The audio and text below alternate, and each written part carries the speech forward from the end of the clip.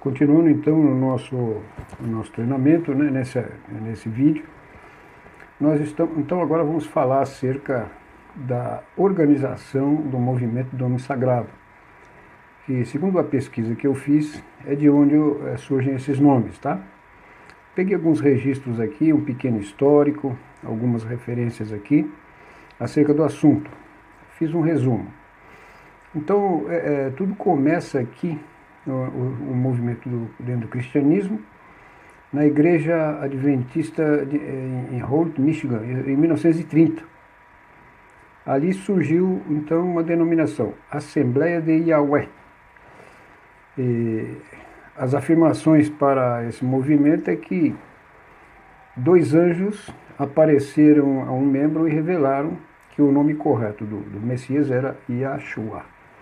Yahshua, né? Tudo bem, essa foi a primeira em 1930. Logo a seguir veio uma outra, né, que recebeu denominação, ou seja, renomeou aquela para Betel, mas esse adquiriu independência e alcance nacional nos Estados Unidos da América. Seguiu a ele a Assembleia de Yahweh no Messias, 1980, e a Assembleia de Yahweh Nova Aliança, 1985. Como vocês podem ver, então, surgiu em 1930. Foi o primeiro movimento desse aí. Outros anciãos formaram uma outra assembleia chamada Assembleia de Yahweh em Yahshua e o Ministério Restauração de Yahweh. A seguir, então, uma nova Congregação de Yahweh na Filadélfia e a Assembleia de Yahweh do Sétimo Dia em Cisco, no Texas. Então nós podemos ver que até 1985, por aí, todos esses movimentos estavam nos Estados Unidos. Só que esse movimento estava integrado na Igreja Adventista. Agora vamos ver aqui um outro aspecto. Uma incursão no movimento pentecostal. Começou na década de 1970, na Igreja Pentecostal Sabatista, a Casa de Deus, fundada em 1919, também nos Estados Unidos. Essa gerou outras, né, Comunidade da Aliança Vitoriosa, Caminho Estreito, Assembleia do Messias na Doutrina dos Apóstolos, Testemunhas de Yehoshua, Testemunha de Yehoshua, já no Brasil em 1980. Então, em 1980, nós tivemos uma Testemunha de Yehoshua aqui, né? Esse nome não tem nada especial, esse é o nome de Josué, mas tudo bem. Depois, um cidadão filipino, na década de 90, formou a mais recente variante desse grupo, Yahushua. Ele apresenta-se como sendo de Jerusalém, Israel, mas a origem dele é das Filipinas. E afirma liderar o único grupo que conhece a verdadeira identidade do Criador. Alguns nomes aqui, que devem ser títulos, não sei se é da congregação ou se é de pessoas. Oholial, ainda no mesmo segmento de Yahushua. Então, esse desenvolvimento aqui. E a versão brasileira da organização Yahushua no Rio de Janeiro também. Eu esclareço para vocês que eu estou omitindo nomes, porque é proibido, né? Ensinando, então, a ideia deles. Aqui tem uma sigla, MNS, que significa Movimento do Nome Sagrado, se declara de um sistema denominado Yahweísmo, né? Yahweísmo, sei lá, ensinando ser imprescindível dirigir-se a Deus na forma específica do nome divino no Velho Testamento. Então nós temos aqui as referências, né, da onde nós tiramos esse pequeno resumo. E aqui nós temos uma advertência, nós estamos aqui discutindo conceito e não pessoas. Muito bem, vamos ver. E infelizmente uma prática desse sistema é um equívoco em relação ao idioma, né? Alguns conceitos divulgados nas suas pregações são: eles não aceitam o nome de Jesus dizendo que é pagão, essas coisas aí. Então ele diz que o nome de Jesus significa Deus cavalo em hebraico, né? Não, isso daqui não confere. Nós não vamos discutir se esse nome Eu vou discutir a utilização, o uso equivocado do hebraico. Então vamos ver aqui, ó. Jesus é transliteração em português do grego Iesu. Cavalo em hebraico se escreve sus, que é Samer, Vav e Samer. Agora, a letra Samer não tem correspondência em grego. Então esse nome nunca poderia ser traduzido dessa forma do grego, do hebraico para o grego. Né? A letra do nome Yesu, né, transliterado para Jesus, é a letra Sigma. Ela tem 3 formas. É a letra Sigma, que corresponde ao Shin. O Shin do hebraico, com o qual se escreve Yeshua. Então essa letra é a correspondente do grego. Né? Então vamos comparar aqui no Aleph Beit o que nós fizemos. Nós temos aqui um Aleph Beit que eu acabei montando, né? E aqui tem então o alfabeto grego e aqui o Aleph Beit. Observe que na linha do Sigma, então encontra o Shin. Né? Então nesse caso aí, essa afirmação que Jesus significa Deus cavalo, do ponto de vista do hebraico, não está correto. Portanto, não procede. Né? Outra coisa, eles falam aqui acertadamente que nome próprio não se traduz, né? Podendo somente transliterar. E falava que seria impossível realmente obter essa forma se fosse transliterado direto do hebraico. Né? Como não é transliterado direto do hebraico, então se obteve através desse mecanismo aqui. E acertadamente o hebraico não tem J. Mas eles deveriam fazer isso, né? E transliterar o nome para Yeshua e não para os outros nomes aos quais eles propõem. Aqui, mais um ponto aqui, que eles dizem que o nome sagrado de origem hebraica, que seria o tetagrama, né? Eles não escreveram aqui acertadamente, significa salvação.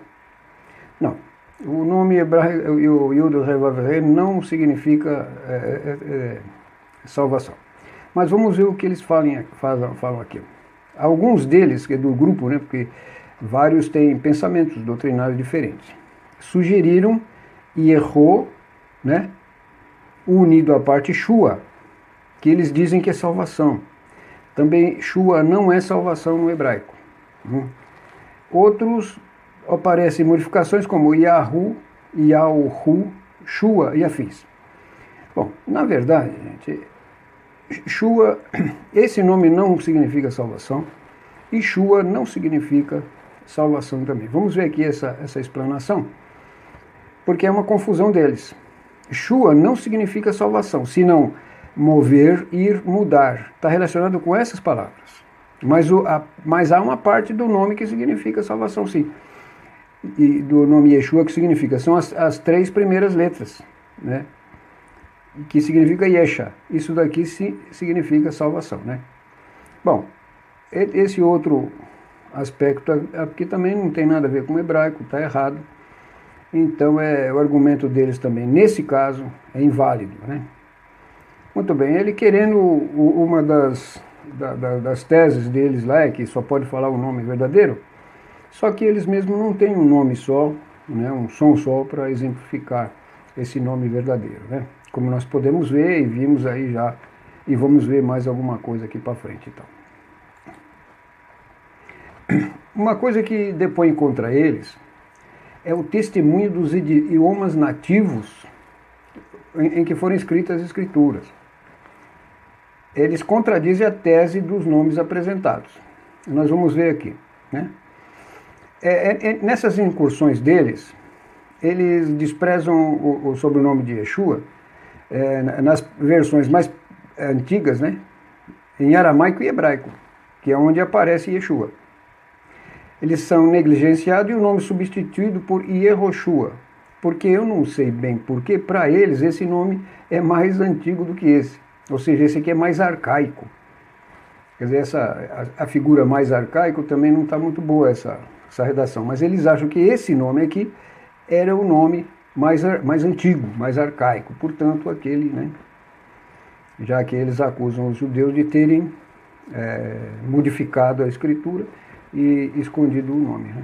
Agora vamos ver aqui um argumento a favor da originalidade da forma Yeshua. Pode ser encontrada no uso dessa forma na antiga Bíblia siríaca. Essa Bíblia siríaca era escrita em aramaico. Ela foi composta no século III, depois da Era Comum. Né? Então, agora, observando o uso e prática das igrejas de Jeshua, é desse jeito que eles falavam Jeshua, né? Aqui deu a explicação de Jesus, como a igreja siríaca ortodoxa no Brasil e a igreja católica siríaca também, que usa esses textos. A Peshitta, que é o Novo Testamento escrito em aramaico, usa também a forma Yeshua em seus escritos. Agora aqui, a moderna pronúncia siríaca, nome Yeshua é Eshu, Eshu. Ishu, às vezes Ishó, ou seja, temos o testemunho árabe da problemática da letra E, porque eles têm uma mistura com árabe, eles falam árabe, né? Então tem aí um problema. E do E e do A final para o árabe. Nós não vamos aqui porque não é bem a finalidade desse texto, mas o que está dizendo aqui corresponde. Né? O importante é saber que a tese deles é desmentida pelas próprias escrituras. Né? Então, mas a sua pronúncia antiga, aqui, do início, né, era similar a Yeshua. Yeshua, não sei como ler isso aí. Com isso pode-se argumentar que os falantes do aramaico que usavam esse nome na sua forma Yeshua, escreveram em seus escritos e evangelhos a fim de preservar o nome original do profeta, que era usado por eles, por esses. Um lugar onde se usava o aramaico, por exemplo, era Antioquia, né? Em Antioquia falava aramaico, era aramaico. Naquela época, grande parte do mundo falava, daquele mundo ali, né? Falava aramaico. Muito bem. Agora, no entendimento deles, que Yehoshua é mais arcaico que Yeshua, eles acolhem a fórmula e são gerados, então, os nomes abaixo, como se percebe, relacionados com Yehoshua. Então, tá aqui, ó. Yahshua, né? Yahoshua, Yahoshua e Yahushua, né? Que são os nomes que eles defendem dentro da sua doutrina. Eu estou questionando aqui o problema do testemunho dos textos e da linguagem, né? Também nós temos o testemunho do grego, que nós já vimos alguma coisa, e o árabe. Está aqui, ó. O nome hebraico Yeshua é uma forma abreviada de Yehoshua. Eles também falam isso. E é um dos nomes do profeta, também chamado no ocidente de Jesus. Então, olha lá. Yeshua, transliterado ao grego. Então, ele pode ser Yeshua, Yeshua, tá vendo? Nome diferente, também Jesus, Yesu, Yeshu e Jesus. Esse Yeshua aqui, muitas vezes o pessoal fala que foram os judeus que inventaram Yeshua, né? Mas não, esse aqui é do grego. Yehoshua, tá aqui, né? Então fica essa expressão aqui. Não vou ler porque realmente não estou conseguindo aqui uma boa visualização. Em árabe, então aqui está em árabe escrito, é Yesu, Yeshua, Yasu, Yazua, Yashua. Esse Yashua é daquela primeira proposta lá, né? Daquela primeira congregação. E Yehoshua, aqui em árabe também, né? Que fica Yeusha e Yusha, Yusha de novo, né? Yusha, agora aqui essas letras, essas sinalizações de apóstrofo aqui é por causa do árabe, né? Eu estou muito afastado do árabe, eu não ia saber pronunciar. E Yushua e Yushua. Então são esse testemunho dos idiomas nativos que se contrapõem realmente ao que eles estão fazendo. Então, eles não têm como justificar isso nas escrituras antigas, nem em aramaico e nem no hebraico. Agora, uma acusação que sempre parte deles é que os judeus, os maçoretas principalmente, alteraram o idioma. e esconderam o nome. Bom, na verdade, gente, o que os maçoretas fizeram foi o seguinte. Eles trataram de colocar alguns sinais na Torá que eram usadas no Ishuv israelita, que não havia necessidade de falar o que onde tinha vogal, não tinha, porque o pessoal falava a língua. Né? A língua era já de conhecimento. Mas aí o que eles colocaram então esses sinais para fazer o quê? Para orientar a leitura cantilada da Torá, que a leitura religiosa é cantilada. Tem alguns sefaradim que usa só ler, simplesmente ler. Mas outros usam a leitura cantilada. Vocês podem ver que parece um canto. Né? E os Nikudot, que eram apontadores de sons vocálicos. A, E, I, O, essas coisas assim. Né? E colocada tudo no texto, visando o quê? A preservação exata na ortografia, nas palavras, na vocalização e também na acentuação. Aqui tem uns exemplos aqui de Nikudot que transferem som vocálico. Usei a letra Aleph, podia ser qualquer uma, né? Mas é que para mim usar o Nikud aqui embaixo, tem que ter uma letra. Né? Então vamos lá. O primeiro aí é chamado Shevá. Ele pode simplesmente ser silencioso e representa exatamente a letra, ou então ele pode ser um E rapidamente falado. Então esse é o Shevá. O Shirik, então ele representa o quê? A vogal I. Né? É um pontinho aí embaixo. O Tseri, ele representa E ou Ei. Né? Depende da colocação e da palavra, e do contexto. Então, nesse caso aqui, ele representa essa vogal aí, essas duas situações. O Segol, que também são 3 pontinhos em forma de um triângulo de cabeça para baixo, que não saiu, acho que é por causa na hora que eu movi não saiu. Mas, na verdade, são 3 pontinhos, 2 em cima e embaixo, como se fosse um triângulo, cabeça para baixo. Isso se chama Segol, também representa E. E o Kametz ou Kamatz, que é a letra A, representa a vogal A. Então essas são as vogais. Continua, tem aqui agora o Vavenholem, que ele é o quê? Ele significa o quê? O. Né? Tem o Vav Shuruk, que significa U. Tá? Tem o Holem sozinho, que é só um pontinho em cima, ali é o Vav com pontinho, por isso que fala Vav, né? E aqui o Holem, e um pontinho, ele significa o O. Kubutz são 3 pontinhos declinados embaixo da consoante, é a vogal U, som vocálico U. E o Kametz Hatuf, que também significa O. Observar que esses dois aqui, ó, eles são idênticos, né, a grafia, mas dependendo da sílaba onde eles se encontram, ou da próxima sílaba a qual eles se referem, eles podem ser A ou O. Né? Agora aqui nós temos uma outra coisa que chama-se meia vogal.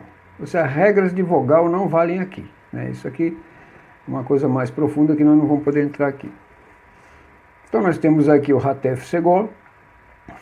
Na verdade eles todos substituem esse aqui, o Shevá, mas puxado para a vogal que está indicada aqui. Então esse aqui seria um Shevá puxado para o E. Né? Esse é o Hatef Kametz, que é essa letra aqui. Aliás, que é essa letra aqui, puxado para o O, seria um Sheva puxado para o O. Né? O Hatef Patah, que é o equivalente ao Shuvá, puxado para o A. E o Hataf só, e o Patah só, que significa A. Então isso é que os maçoretas fizeram. Foram isso que eles fizeram. Evidentemente, né? Como faz um texto, por vírgula, ponto, e etc e tal. Agora, uma coisa interessante, algumas consoantes especiais são chamadas de matrix lectiones. E em tempos passados, antes do Nikudot, de se aplicar Nikudot nas letras, né, elas eram usadas em função vocálicas. Né? Com a dispersão do povo, esse tipo de notação ficou difícil, o pessoal não conseguia mais coordenar a língua. Então, substituiu pelos Nikudot, pelos pontinhos, né? E facilitou como eu falo, o entendimento da leitura, não só para os judeus, para quem foi feito isso, para a dispersão, mas também para todos aqueles que querem estudar o hebraico e chegar e entender, né? Então aqui nós temos algumas funções dessas letras. Observar que essas letras são exatamente as letras que estão no tetagrama, que é o Yud, o Vav e o Rei, né? Então vamos ver. Os valores que o Vav pode assumir, essa letra pode assumir, é O e U. Pode ser qualquer um dos dois. E uma função gramatical de conjunção, quando está nessa situação, é chamado de Vav conjuntivo. Então vamos ver aqui mais alguns sons além desses, né? Eu separei o Vav porque o Vav é o que tem mais funções. Nesse caso aqui, como alguém poderia dar um som para o Vav dentro do tetagrama, se ele tem dois? Já se vê por aí que é uma dificuldade em ler o tetagrama. É só por causa do Vav. Agora vamos ver as outras. O Rei, né? Olha quantos sons ele tem. Aqui tem uns sinais que eu não consegui no teclado, mas eles não são todos chapeuzinho, não. Tem um sinalzinho diferente aqui, chapeuzinho, sinalzinho diferente, e esse aqui é chapeuzinho. Olha quantos sons eles têm diferente. Aqui, pelo menos, esses sons aqui, que estão aqui, todos eles são diferentes. Então, só o Rei tem 5 sons. O Vav tem 2 e o Yud tem 3. Como você vai poder organizar esses sons dentro do tetagrama para definir um nome? Não é possível fazer isso. Não é possível porque tem muitas possibilidades. Porque o máximo que a pessoa consegue é começar a dar um monte de chute e gerar um monte de nomes. É só fazer aí um cálculo de combinações ou de permutações, né? Aqueles que conhecem matemática vão chegar nessa conclusão. Então esse já seria um sinal do porquê não se pode descobrir um nome no tetagrama. Esse é um deles. Nós vamos falar ainda acerca desse assunto. Então, muito bem, essas são chamadas de matrilections, que significa mães de leitura, né? No hebraico. E também no aramaico elas funcionam da mesma forma. Quer dizer, eles representam o som do aramaico, lá tem outros caracteres, mas são equivalentes. Agora, os sinais culturais dos israelitas que justificam a isenção de um nome fixo no tetagrama. Tem sinais culturais de muitas épocas, né? Aqui,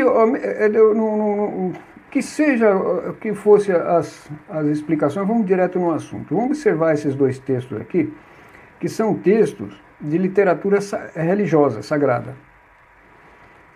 Né? Então esse aqui, Tehillim 29, esse Tehillim aqui ele é rezado todo Shabat. Então, olha o que ele faz. Na medida que você vai olhando aqui, ó, os caracteres, você vai vendo que todos eles estão marcados com Nikud para poder representar um som, tá? Agora, quando você chega no tetagrama, você não tem nenhum sinal para dizer qual é o som que você vai falar aqui. Por que você não tem? Exatamente por causa daquilo que nós acabamos de ver na tela passada. Que som que eu vou dar aí? Se existem vários sons. Então, por aí você já vê que não é possível dar um som para essa fórmula. Então, esse Tehillim 29, Salmo 29, né? E esse aqui é a leitura do Shema. Ó, pode ver a mesma coisa aqui, ó. Shema Israel. Aqui você tem eu leio aqui Shema Israel, porque os Nikudot que estão aqui embaixo, esses pontinhos, eles estão me dizendo que para mim ler aqui um Sheva aqui, um Patach aqui, um Hirik aqui, e eu vou lendo e vou interpretando. Shema Israel. Aí quando chega aqui, o que eu vou falar? Eu não sei. Então o que os judeus criaram algumas palavras. Uma delas é Adonai, que significa meu Senhor.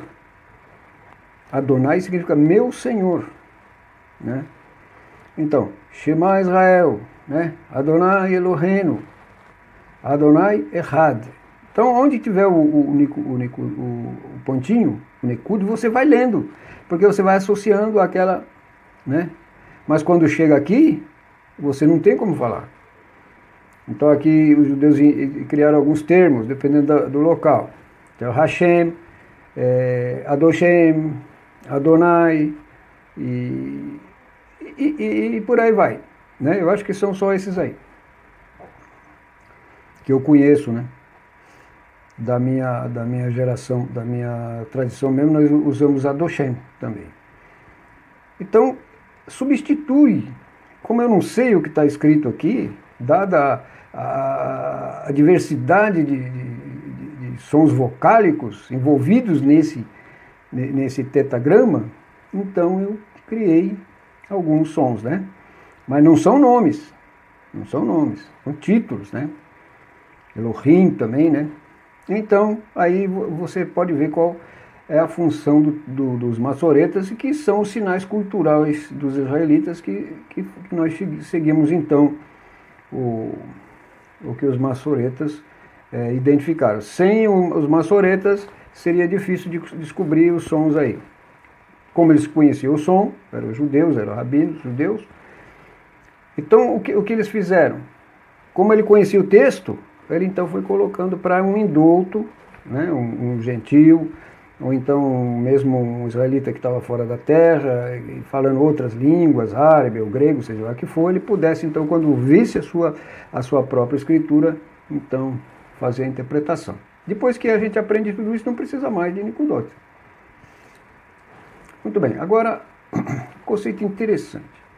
O conceito de nomes, conforme a Torá, está baseado num sistema polifórmico e tempo e espaço do universo. O que é polifórmico? Várias formas, vários tipos de formas. E dentro dessas formas, uma repetição. Né? Por exemplo, as formas dos animais, dos felinos. Dentro dessa forma, não tem outras. Não é? Dos seres humanos, por exemplo.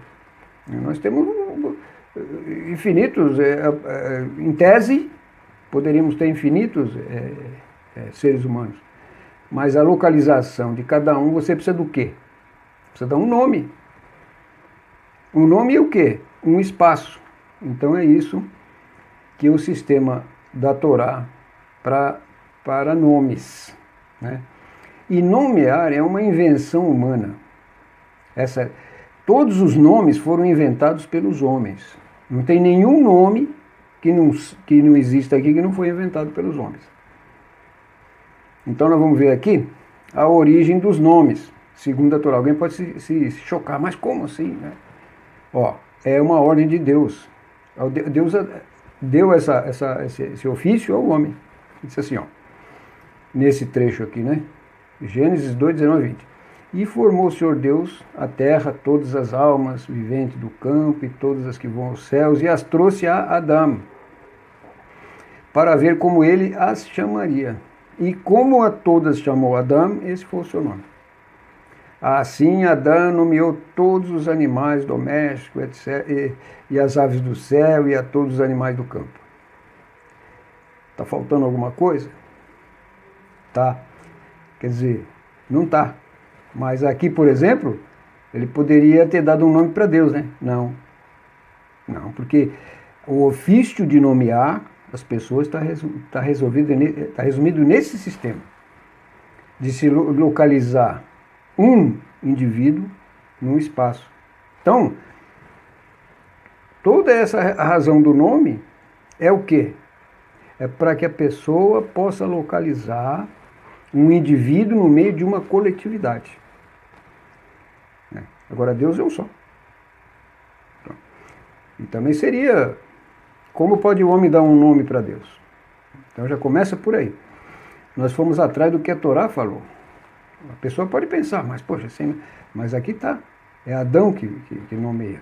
Os deuses que tem por aí, esses nomes que as pessoas estão dando aí também, que tem espaço e tempo, são nome pessoal, são nomes e semelhante aos nomes de Adão. Então ele está relacionado com o quê? Com o espaço e com o tempo. Assim, por exemplo, quando a pessoa se refere a Yeshua, ele está se referindo sim a uma pessoa que recebeu um nome porque ele ocupa um espaço e um tempo. Mas ao Eterno não. Não é possível. Né? Então o nome se presta para quê? Localizar um objeto temporal no meio de uma coletividade, ou seja, onde existem muitos. Então essa é a finalidade do nome, né? Então, nós temos agora esse método que Deus livra os fiéis dessa prática, não pode ser utilizado para nomear o Deus eterno. Seja lá o nome que você queira dar, você não pode usar. Que é o único em sua unicidade, incorpóreo atemporal, porque isso seria abominável. Objeto é tudo que for passível de nomear, ou seja animado, inerte, vivo ou morto. Por extensão é temporal, espacial, com inúmeras referências ao entorno. Então tudo que puder ser isolado no meio de uma coletividade, então isso não se aplica a Deus, né? Tem uma tradição que diz o seguinte, que antes de Deus criar a alma de Adão, o povo da terra só conseguia entender as coisas quando ele associasse uma ideia com uma imagem. Depois que Deus criou a alma de Adão, que é a Neshama, então aí não precisa mais dessa associação. Porque a pessoa sabe que existe um Deus, mas não precisa de associar ele com nada material. Se fizer isso, está criando um ídolo. Então quando a pessoa quer dar um nome para Deus, ele está querendo fazer de Deus um ídolo. Entendeu? Então essa é uma das razões, e esse é o pensamento israelita. Tá. Agora as pessoas, o povo da terra, então nós entendemos isso, os que temos a Neshama. Não interessa se seja um judeu, se seja um gentil, mas tem que ter a Neshama. Entende isso. Mas o que não tem, que ainda é descendente do povo da terra, esses ainda vão precisar. Seja de uma imagem, seja de uma referência, seja de um nome, seja de um espaço onde localizar. Então ele vai precisar, mas ele pode migrar uma tom espiritual mais coerente, né? Muito bem. Agora aqui alguns exemplos, e esse é muito forte. O que foi proposto para Jacó, o que significa isso? Jacó foi o primeiro a receber uma resposta indefinida de um nome para Deus. E de quem recebeu? Do próprio Deus, né? Através que estava lutando com um anjo. Então, Gênesis 32, 29, na Bíblia traduzida deve ser isso aqui, 28 e 29. Aqui é 32, 29, né? Que está escrito lá, escrevi em hebraico, porque na tradução às vezes isso não fica claro. Então aqui, quando Jacó falando com ele, falou assim, Vaiomer, Deus falando com Jacó, Vaiomer, Lo Yaakov Yomar Od Shemcha, Ki im Israel, Ki sarita im Elohim ve'im anashim vatukhal.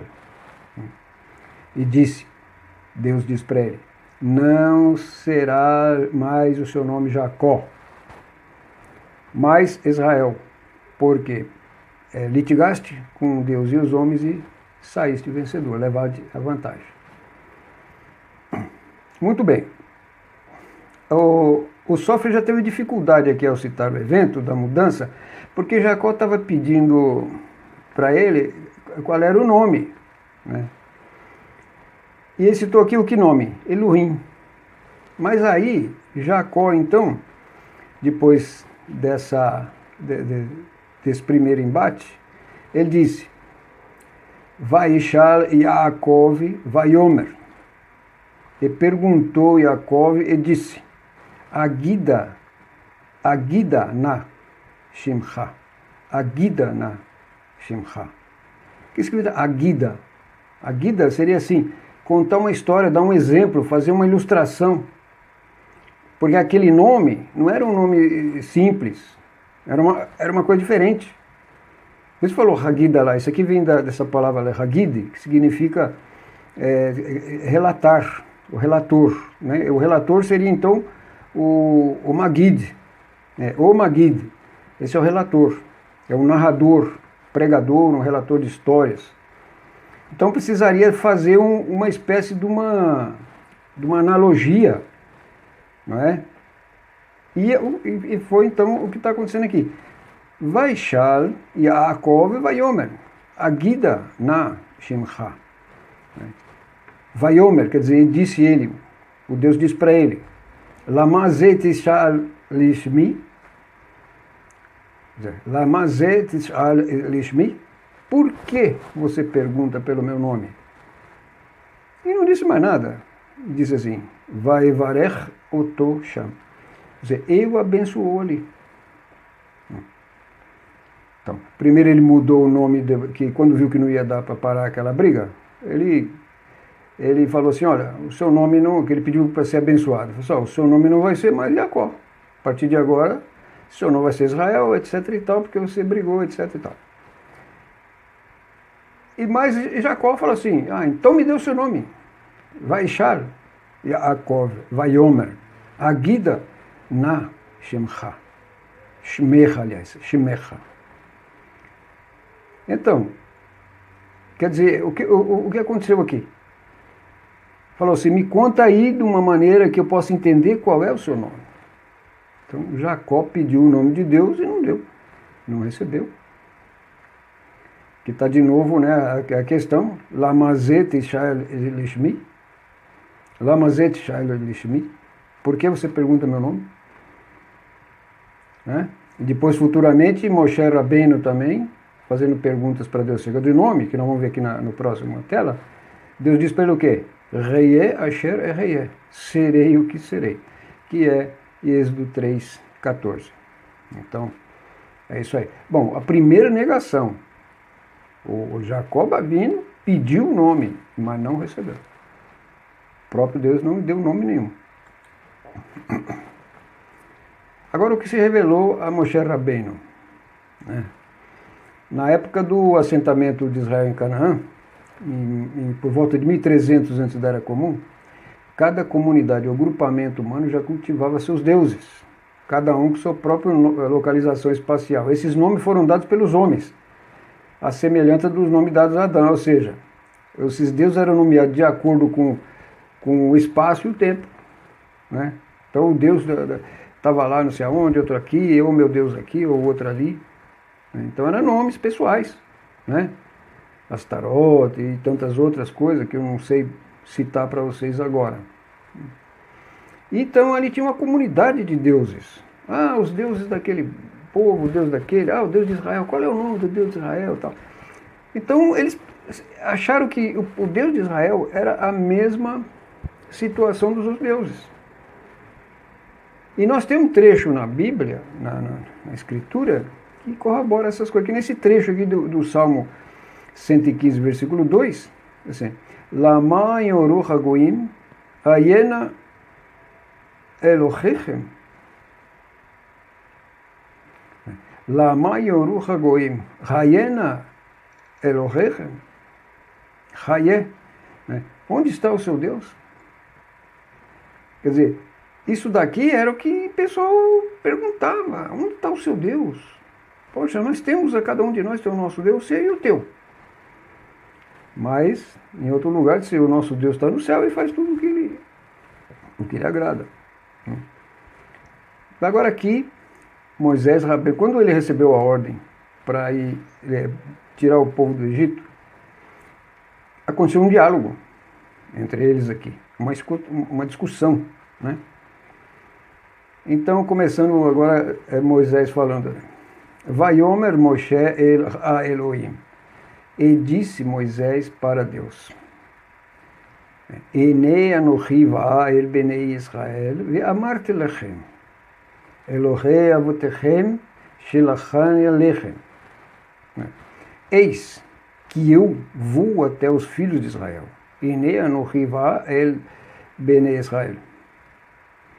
Chegou a fazer, ve'amarti lechem, e direi para eles, Elohei Abraham, Elohei avotechem, shelachani alechem. Ou seja, o Deus dos seus antepassados, enviou-me até vocês. Né? Eu podia, se tivesse mais tempo, é que o vídeo eu ia explicar cada palavra, mas tudo bem, vocês estão entendendo. E aí ele diz assim para Deus, Ve'amru-li, e eles dirão para mim, Mashmo, ou seja, qual é o nome dele? Essa palavra aqui, ela já tem com esse O aqui, já está falando o nome dele. Mashem, né? Shelo, então é só esse aqui. Mashmo, qual o nome dele? Quer dizer, ele falou assim, olha, o pessoal vai perguntar para mim.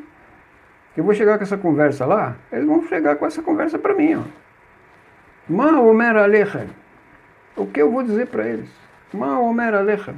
Ma omer alechem. O que eu vou dizer para essa gente? Aí agora que Deus disse, Vayomer Elohim el Moshe. Vayomer, ele disse, Elohim, nessa palavra Elohim também não é um nome pessoal, ela é equivalente a Deus, né? Elohim el Moshe. Ereye Asher Ereye. Vayomer Elohim el Moshe, ele disse, Deus para Moisés, serei, Ereye Asher Ereye, né? Serei o que serei. E disse, Vayomer, Ko tomar levanei Israel, Echeye shilachani alechem. Ou seja, e disse, o próprio, continuando, né, que ele falou, Echeye shilachani, depois é, Vayomer, e disse, isso, ou assim, falarás, dirás aos filhos de Israel, serei, enviou-me alechem, Vayomer, Ko tomar levanei Israel, Ereye lachani alechem. Ou seja, Ereye, o que será, me enviou a vocês. Bom, logo de cara se vê em figuras importantíssimas. Jacó, que foi o primeiro, Jacó Avinu, nosso pai, dos judeus, né, dos israelitas.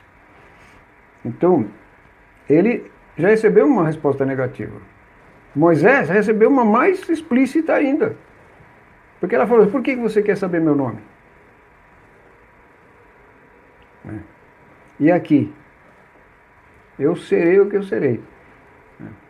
Então, o próprio Deus não revelou esse nome nem para Jacó, nem para Moisés. Agora, só uma perguntinha. Por que ele iria dar o nome para pessoas que eu não sei se tinham origem israelita ou não, é provável que não, o nome que chegasse a esse nome que falou aí, Yahu, da onde saiu isso? Da onde eles tiraram isso daí? Da Escritura que não foi. Porque pela Escritura nós sabemos que Deus não revelou nenhum nome para ninguém. Então, é alguma coisa errada. Uma coisa errada, aliás, muito errada. Né? Então aqui, quando você põe um nome, você está criando um objeto localizado no tempo e no espaço. O que é isso? É um ídolo. Né? Às vezes a pessoa querendo acertar, fica que nem aquela história, né, do pai que queria consertar tanto o olho do filho que acabou furando, né? O pessoal fala, é um tiro no pé. Então esse serei o que serei é um atributo de eternidade, ou seja, aquele que vive para sempre e que viverá para sempre. Demorei um pouquinho aqui, né, para poder. Agora vamos ver aqui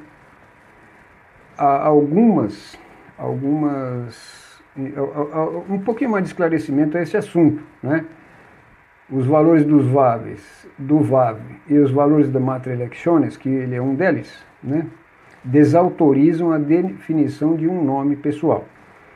Então tá aqui, Yahu ou Yahu, hebraico-aramaico, é impossível dentro do tetagrama, porque implica em escolher valores e inserir letra. Vamos ver isso mais para baixo. Então tá aqui as letras, né? O valor de cada letra, qual delas? Não sei. Mas o tetagrama sem nenhum tipo de de notação, ele tem um significado. Ele pode ser dividido nessas frases. Raya, Rové e Rie. É tempo. Passado, presente e futuro. O presente é transitório. É apenas uma referência. Diz assim, olha, entre o passado e o futuro tem um presente. Mas o presente, ele não existe. Ele nasce e morre. Então, quando se fala do eterno, Raya e Rie, né? E Rie, Verraya, ou seja, viverá para sempre, porque viveu para sempre. Já era vivo, desde sempre vivo, para sempre vivo. Então essa é a referência principal, especial do tetagrama. Não é nome. Nós já vimos que não é possível dar um nome aí. Muito bem. Então está aqui, era e será. Será porque era, ou seja, será para sempre porque sempre foi. Né? Sempre foi e será para sempre. Então aí essa história. Agora vamos ver, para a gente fazer esses nomes deles aí. Eu teria que me inserir no tetagrama o Vav, ou Vav. Então aí já não é mais o tetagrama. Sabe o que é isso? Se a pessoa fizer isso aqui, o que ele está fazendo? Ele está mexendo no nome sagrado. Então como que pode um homem mexer no nome sagrado e criar um nome? E sair falando disso? Você está profanando o nome de Deus. Então aqui, o Ru, se nós variarmos, outra coisa, se nós variarmos aqui as vogais, então ele vai pegando outros nomes. Yohu, Yehu, Yahuar, Yahu, e ainda tem um que é I-O-Ru. Tá vendo? Variando as vogais, então você vai obtendo. Então, minha gente, não é possível, dentro do tetagrama, ficar dando nomes. É por isso que israelitas não têm um nome. Nós não temos um nome pessoal para Deus. Entendeu? Então é isso aí. Então convém que cada um possa fazer uma análise. Essas pessoas que estão fazendo isso, eles estão equivocados. E terrivelmente equivocados, né? E o pior é que estão ensinando os outros. Então você que está em dúvida com esse vídeo, você tira suas dúvidas. É por isso que não se pode dar um nome pessoal para Deus. Você já viu aqui, através, inclusive, da Bíblia. Então vamos ver aqui. Aqui há dois problemas insolúveis e uma consequência desastrosa. Primeiro, essas pessoas atribuem ao Vav um valor arbitrário, porque a consoante admite os valores O, U e ainda acumula uma função gramatical de conjunção. Logo atribui nomes por alta recreação, ignorando o significado do nome, portanto sem nenhuma certeza, estão dando um chute. Segundo, de acordo com as regras do hebraico, o prefixo Yal é impossível, porque a sílaba em hebraico não pode ter mais do que uma vogal. Quando fala Yal, ele tem aqui, ó, e tem duas vogais. Mesmo aqui já dá para ver. Então somam a ignorância do significado do nome sagrado à ignorância do idioma que querem usar nas suas teorias. A consequência desastrosa é que esse procedimento constitui profanação ao nome sagrado. Outra coisa, Yao, como já falamos, é uma palavra chinesa, que se encontra em toda parte na China. E também é um título dado ao iniciado no candomblé, com menos de 7 anos de exercício. As letras do tetagrama são todas consoantes e não é permitido, né? Como nós fizemos esses exercícios aqui, para mostrar para vocês, porque aqui não está o tetagrama, está escrito essas palavras. Então, quando a pessoa quer colocar esses nomes assim, que nem esse aqui, né? E se ele fizesse isso, já seria outro nome, não tem nada a ver com o tetagrama, né? Mas é para ver a gravidade do que essas pessoas têm falado, colocado as pessoas em terror, como essa senhora que fez esse vídeo, esse áudio, que eu mudei a voz dela para ninguém conhecer, e que é uma pessoa que está sendo oprimida e levando a opressão para outros. Medo, aterrorizado de não falar o nome, mas da onde eles tiraram esse nome? em 1930, quer dizer, então passaram-se aí quase 3 mil e poucos anos para em 1930, lá nos Estados Unidos, alguém começar com essa história. Então, na nossa tradição, não se dá um nome para Deus, exatamente por causa dessa questão aí. Agora vamos falar um pouquinho dos períodos que eles citaram, né? O período arcaico, o hebraico e aramaico do período bíblico, né? Então, como eles falaram aí, acho que eu avancei uma tela. Aqui. Então, a diferença entre os estágios e versão do hebraico refere-se a tempos verbais e vocábulos, mas nunca a nomes ou ao nome sagrado. Vamos ver isso aqui, nós vamos chegar a essa conclusão. Aqui está uma tabela onde isso é acadêmico, pode ser visto nas bibliotecas, nos cursos acadêmicos, estudo sério, não tem pontapé aqui, não é chute. O hebraico arcaico começa a ser definido em 13 antes da Era Comum, ou seja, 1.300 anos antes da vinda de Yeshua. E o arcaico vai desse até o 10. Então, 300 anos. Né? O aramaico arcaico só vai ter início no 11º. Né? Então, depois de 200 anos que estava usando o hebraico, é que surgiu o aramaico nessas aplicações. Então esses períodos são divididos. Período arcaico, período pré-exílico e clássico, que vai do século X até o século VI antes da Era Comum. O pós-exílico, ou seja, o pré-exílico é antes de ir para o exílio da Babilônia. O pós-exílico quando voltaram. O tardio vai do século VI a II antes da Era Comum. E esses outros aqui, que então são de Qumran, rabínico, medieval, moderno, israelense. Aqui não, o que vai interessar para nós aqui nessa discussão são esses três aqui. Ó. Esses três períodos juntos constituem o que nós conhecemos como o hebraico bíblico. São esses três períodos aqui. Agora, depois nós vamos ver se há alguma modificação que justifique aquela questão que foi colocada no áudio, né? Aqui nós temos um emparelhamento que eu fiz aqui, né? Esse aqui é o aramaico médio, né? Que corresponde a esse aqui, Qumran. 2 antes de Yeshua, mais 2 acima. Aqui, então, está o período de Yeshua, né? Aqui. Porque foi 2 séculos antes até 2 séculos após. Aqui também, olha lá, que é o período do Targumim, do Onkelos, que fez uma tradução do Tanakh, de hebraico para aramaico. Esse Onkelos aqui era irmão da esposa do imperador, ele não era um israelita, mas ele tem grande conceito, e o trabalho dele é usado em todas as academias judaicas, treinamento de formação rabínica. E provavelmente outras formações também, não só rabínica, como os caraítas também utilizam. E daí então para frente, então o Talmud, Midrashim, o siríaco literário, 1200, aqui da Idade Moderna, né? Que foi o siríaco literário. O moderno israelense é de 16, do século XVI até o atual. Né?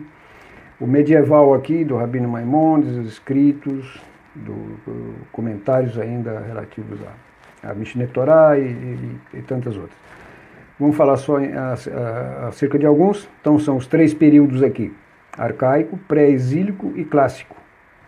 Esse aqui corresponde o quê? Esse é o hebraico bíblico, que vai do 13º século até o 2º século antes da Era Comum. Né? Então, todo o hebraico bíblico, o período hebraico, já tinha terminado quando nasceu Yeshua. Né? Então, nós temos aqui algumas obras, alguns trechos de obras que foram escritas. Esse Bereshit 49 foi escrito na época arcaico. Né? Shemot 15 também. Esse aqui é o Cântico de Moisés. Depois tem no deserto, Bamidbar ou Números, trecho, Devarim 32, 33, Juízes 5, o Terrilim 68 e Terrilim 29, né? Hoje nós ouvimos falar que é tudo Salmo de Davi, né? Mas nem todos, né? Depois que se passaram os 300 anos, né? Que não sei se é isso mesmo que eu falei, 300 anos, que é do 13 ao 10, então foi composto o Rumash. O Rumash o que é? O Rumash é uma tradução da Torá que é usada na liturgia. É a Torá inteirinha, só que ele está dividido, então, nas porções semanais, né? Que chamam Parashot, ou Parshot. Não falo muito aqui esse sistema hebraico, porque a maioria das pessoas que estão aqui conosco ainda acho que não tem vivência, né? Então aqui foi escrito Yehoshua, Shoftim, juízes, continuou, Shemuel 1 e 2, Malachim 1 e 2, Yeshayahu, Isaías, Jeremias, Ezequiel, Amós, Oséias, Miqueias, etc.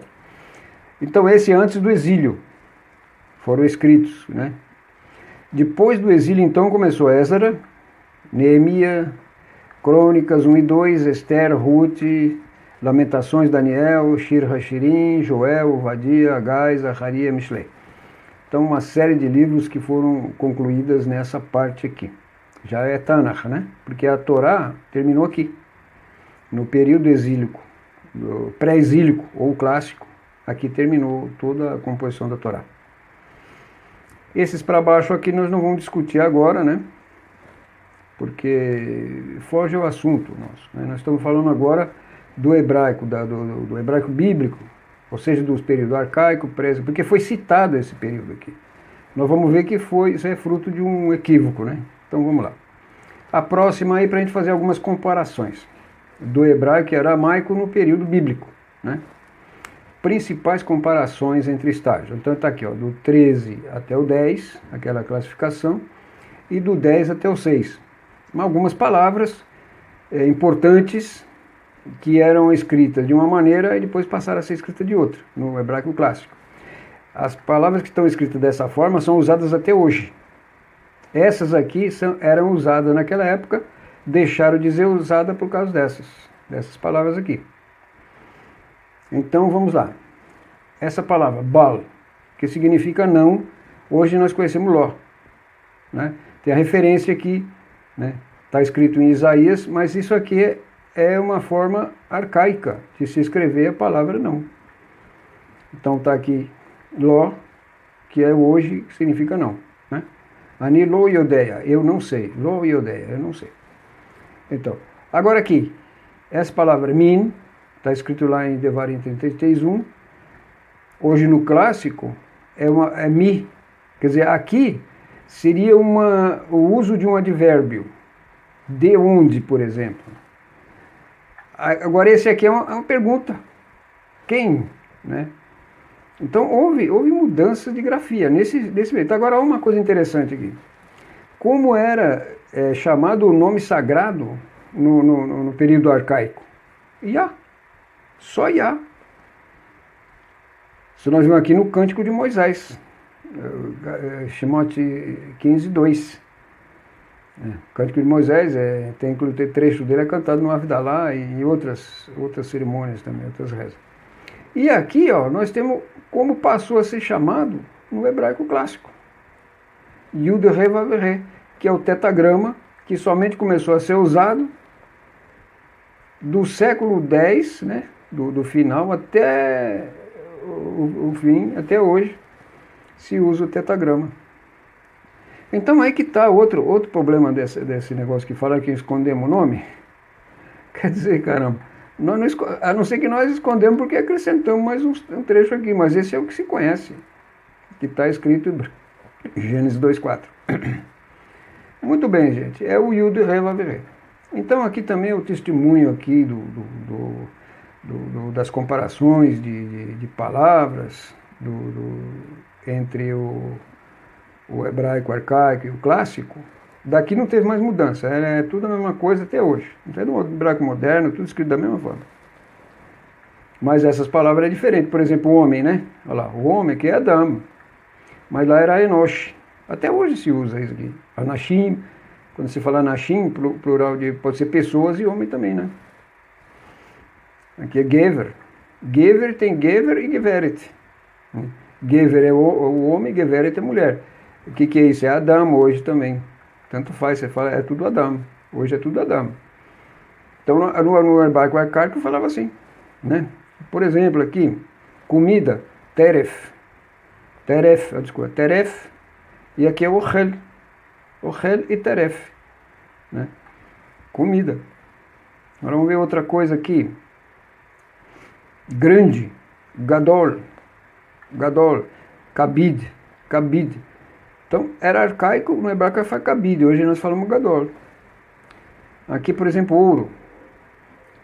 Vai ser fez, eu não estou enxergando direito. E zahav, ouro. Então a gente não conhece muitas palavras aqui do hebraico arcaico, né? Harutz também é ouro, zahav. Então nós tínhamos várias formas de falar. Então aqui é isso que é a diferença entre o hebraico arcaico e o hebraico moderno. Agora, em relação ao nome, é completamente outra história do que essa gente está contando. Eles estão sonhando. Não existe isso aí. Tá? Esse é um probleminha que eles têm que se aplicar, estudar e procurar, né? Tudo sempre tem o tempo, né? Para quem já... por exemplo, aqui, ó, milá. Se falava milá, ainda se fala milá hoje. Tem que falar davar, que é palavra. Mas pode ser coisa também. Quer ver, ó? Davar, orach, davar. Desse milá aqui, tem um problema hoje.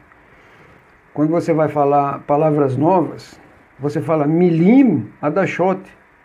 Por quê? Porque essa palavra aqui era do hebraico arcaico.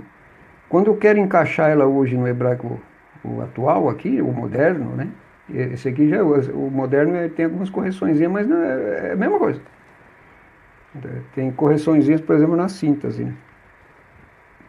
Então, milá. A gente fala milim, hadashot, tá errado, porque milim é plural, hadashot é nekevá. Né? O milim é zahar e hadashot é nekevá. Então, aqui, sadai, né? E aqui, esse de campo. Isso aqui não mudou muito, né? Mas mudou uma letra aqui. E por aí vai, gente. É príncipes, Rosnim. E aqui o que é? Sarim. Sarim ou Rosnim. Mesma coisa. Só que no arcaico a gente chamava os príncipes de Rosnim. E aqui Sarim. Né? Devia ser Rosen e Sar. Então é isso aí, pessoal. Então também essa situação do hebraico não confere com aquilo que eles falam, não. Eles estão equivocados. Muito bem. Então nós terminamos agora esse novo vídeo aí. Vamos ver se está tudo certinho. E eu distribuo ele para vocês. Então, até o próximo vídeo.